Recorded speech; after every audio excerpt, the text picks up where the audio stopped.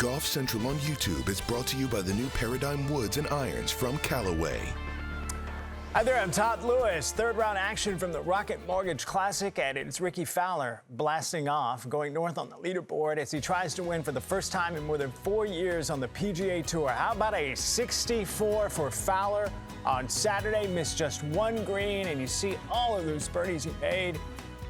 That means 9 birdies, just 1 bogey, and Fowler, like I mentioned, has a chance to win after a number of close calls this season.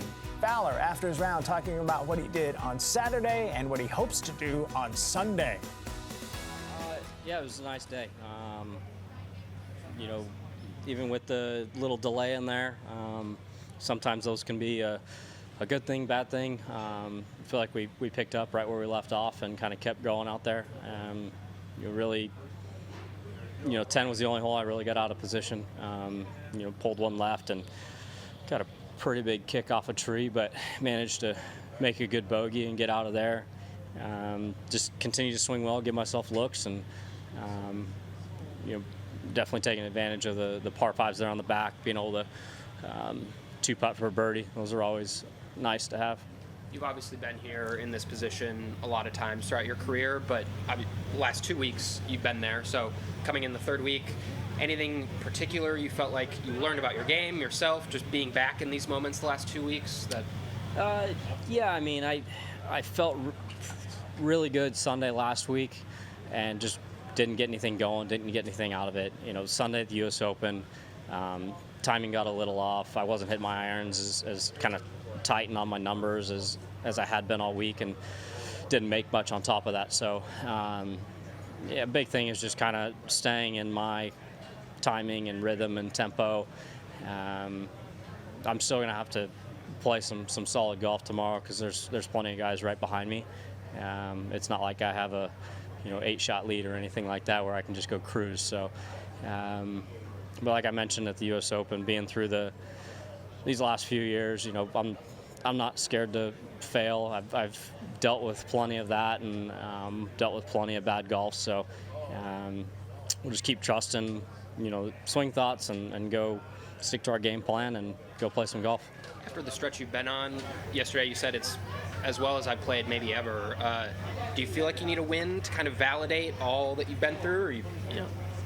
Or whether it happens tomorrow or not, it's going to happen here soon. So I'm not pressing that, hey, I need to go get it done tomorrow, or it means absolutely nothing. I've been playing a lot of really good golf and been putting myself in good positions. So this definitely won't be the last. But it'll be fun tomorrow. It'll be interesting to see how the weather cooperates or not. And like I said, I'm going to have to play well regardless. There's plenty of guys right behind me. So it's not going to be given to anyone. Hey, thinking back to that Sunday a few weeks ago at LA Country Club, does your mindset change at all tomorrow on an easier scoring course where you have to stay pretty aggressive because everyone's making birdies? Not necessarily. I mean, my big thing, which I did a decent job of at LA a couple weeks ago, was I drove it fairly well. I could have driven it better, but I put myself in position off the tee to go play well there. Like I mentioned, irons weren't as tight and precise as they had been throughout the week, and some of that was just a little bit off on mechanics and timing. So, I mean, tomorrow, big thing is getting the ball in play. You got to be playing from the fairway,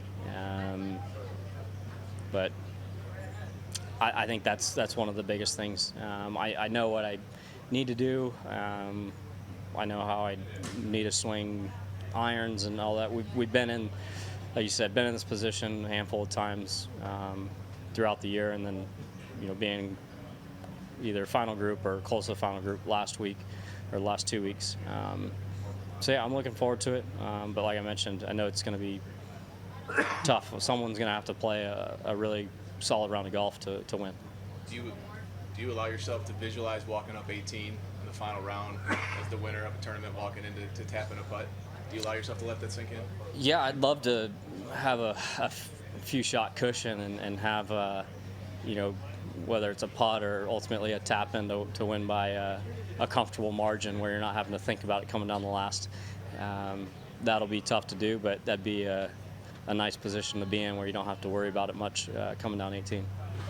And then you touched on number 10. We didn't see where your ball ended up. Did it end up against the fence, or? Yeah, so I pulled it a little bit. It just kind of went into those trees there, and then kicked about 40 yards left up against the fence, so I had to take an unplayable.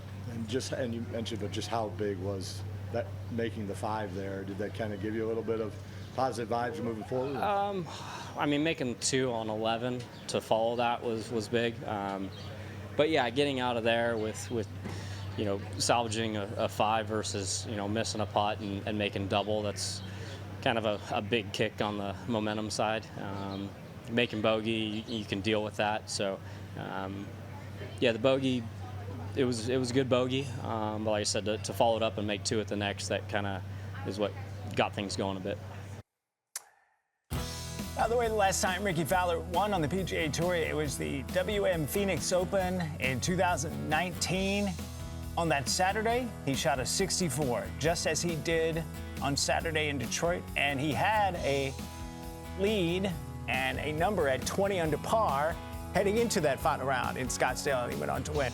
But there's a lot of players there right behind him, including a couple of Canadians. Adam Hadwin, low round of the day, that's 63, and Taylor Pendrith, who is playing in the final group for the second consecutive year at the Rocket Mortgage Classic. Here's what they had to say.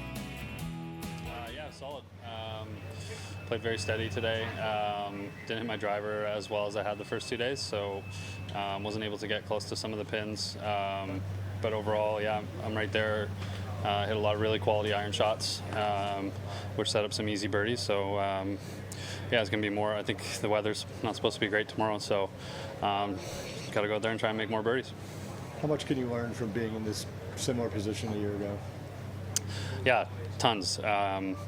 You know, I think last year on Sunday, obviously didn't go how I wanted to, but got to watch Tony win the tournament and learned a ton from that. You know, he was super aggressive all day, so that's kind of how I've been trying to play this whole week.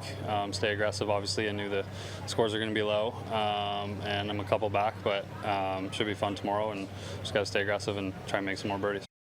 I've done a really good job of just staying patient this entire week. First 2 days, I didn't get off to great starts, at least by comparison to the field, and just kind of hung in there and kept trying to hit golf shots, and I finished well both days. So it was nice to get off to a better start today, and it just kind of continued. It's been a great year for Canadian golfers, 4 winners, obviously. When you see your peers winning, especially Nick at something like the Canadian Open, does that add any motivation or any drive for you? Like, hey, I want to join them, you know, in a winner's circle here. Yeah, I mean, I certainly don't want to be left behind. You know, I feel like I've had those guys are, you know, Mac and Corey and Adam and Nick. They've played great golf, and it's a great group to be a part of.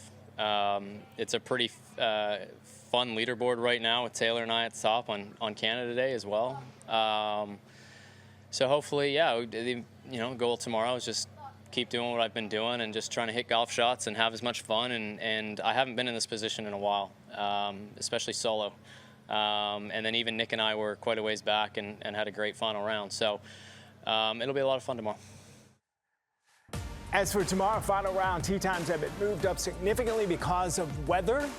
You can watch live coverage of the final round from Detroit at 9:30 a.m. on Peacock. I'm Todd Lewis. We'll see you later.